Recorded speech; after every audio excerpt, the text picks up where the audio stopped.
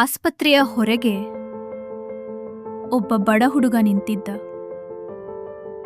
ಕೈಯಲ್ಲಿ ₹1 ಕೂಡ ಇರಲಿಲ್ಲ. ಆದರೆ ಒಳಗೆ ಅವನ ತಾಯಿ ಸಾವು ಬದುಕಿನ ಮಧ್ಯೆ ಹೋರಾಡುತ್ತಿದ್ದಳು.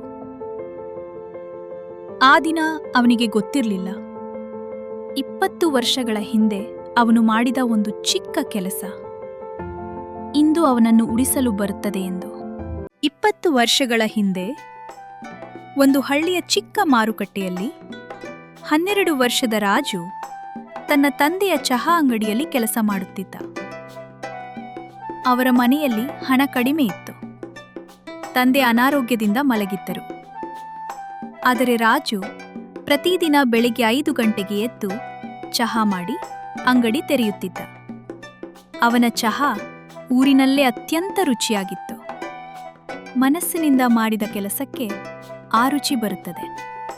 ಒಂದು ಮಧ್ಯಾಹ್ನ ಒಬ್ಬ ಅಪರಿಚಿತ ಯುವಕ ಅಂಗಡಿ ಮುಂದೆ ಬಂದು ಕುಳಿತ. ಅವನ ಬಟ್ಟೆ ಸಾಧಾರಣವಾಗಿತ್ತು, ಆದರೆ ಮುಖದಲ್ಲಿ ಆಯಾಸ ತುಂಬಿತ್ತು. ದೂರದ ಪ್ರಯಾಣದಿಂದ ಬಂದಂತೆ ಕಾಣುತ್ತಿದ್ದ. ಕಣ್ಣುಗಳು ಜ್ವರದಿಂದ ಕೆಂಪಾಗಿದ್ದವು. ಒಂದು ಚಹಾ ಕೊಡಪ್ಪೋ, ಆದರೆ ನನ್ನ ಬಳಿ ಹಣ ಇಲ್ಲ. ಬಸ್ ಚಾರ್ಜ್ಗೆ ಖರ್ಚಾಯಿತು. ನಾಳೆ ತರುತ್ತೇನೆ, ನಂಬು. ರಾಜು ಒಂದು ಕಪ್ ಚಹಾ ತಯಾರಿಸಿದ. ಜೊತೆಗೆ 2 ಬಿಸ್ಕೆಟ್ ಕೂಡ ಇಟ್ಟ. ತಗೊಳ್ಳಿ ಸ್ವಾಮಿ, ಹಣ ಬೇಡ. ಯಾಕೆ? ರಾಜು ನಗುತ್ತಾ ಹೇಳಿದ. ನೀವು ಅನಾರೋಗ್ಯದಲ್ಲಿ ಇದ್ದೀರಿ, ಮೊದಲು ಚಹಾ ಕುಡೀರಿ, ಆರೋಗ್ಯ ಮುಖ್ಯ. ಆ 1 ಕಪ್ ಚಹಾ ಆ ದಿನ ಅವನಿಗೆ ಗೊತ್ತಿರಲಿಲ್ಲ, ಅದು ಒಂದು ದಿನ ಮರಳಿ ಬರುತ್ತದೆ ಎಂದು. ವರ್ಷಗಳು ಕಳೆದವು. ರಾಜು ದೊಡ್ಡವನಾದ. ಅವನ ತಂದೆ ತೀರ್ಕೊಂಡ್ರು. ಆದರೆ ರಾಜು ಚಹಾ ಅಂಗಡಿ ಬಿಡ್ಲಿಲ್ಲ. ತಾಯಿಯನ್ನು ಸಾಕಿದ, ಬದುಕು ನಡೆಸಿದ. ಅವನ ತಾಯಿ ಊರಿನ ಎಲ್ಲರಿಗೂ ಪ್ರಿಯಳಾಗಿದ್ದಳು. ಆದರೆ ಒಂದು ದಿನ ತಾಯಿ ಹಠಾತ್ತನೆ ಬಿದ್ದಳು. ರಾಜು ಗಾಬರಿಯಿಂದ ತಾಯಿಯನ್ನು ಆಸ್ಪತ್ರೆಗೆ ಕರೆದೊಯ್ದ. ಡಾಕ್ಟರ್ ಹೇಳಿದ್ರು, ತಕ್ಷಣ ಆಪರೇಷನ್ ಆಗಬೇಕು, ಇಲ್ಲದಿದ್ರೆ ಅಪಾಯ. ರಾಜು ಕೇಳಿದ, ಎಷ್ಟು ಖರ್ಚಾಗ್ತದೆ? ₹50,000. ರಾಜು ತಲೆ ತಗ್ಗಿಸಿದ. ಅವನ ಬಳಿ 5,000 ಕೂಡ ಇರಲಿಲ್ಲ. ರಾಜು ಆಸ್ಪತ್ರೆಯ ಹೊರಗೆ ನಿಂತು ಅಳುತ್ತಿದ್ದ.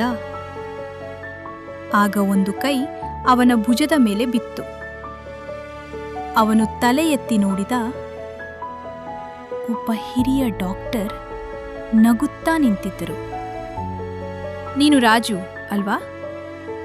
ಹೌದು, ಆದರೆ ನೀವು 20 ವರ್ಷಗಳ ಹಿಂದೆ ನಿನ್ನ ಚಹಾ ಅಂಗಡಿಯಲ್ಲಿ ಒಬ್ಬ ಅನಾರೋಗ್ಯದ ಅಪರಿಚಿತ ವ್ಯಕ್ತಿಗೆ ನೀನು ಉಚಿತ ಚಹಾ ಕೊಟ್ಟೆ.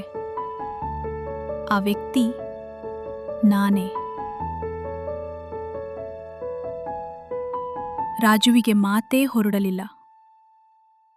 ನಿನ್ನ ತಾಯಿಯ ಆಪರೇಷನ್ ನಾನು ಮಾಡುತ್ತೇನೆ, ಉಚಿತವಾಗಿ. ಆಪರೇಷನ್ ಯಶಸ್ವಿಯಾಯಿತು.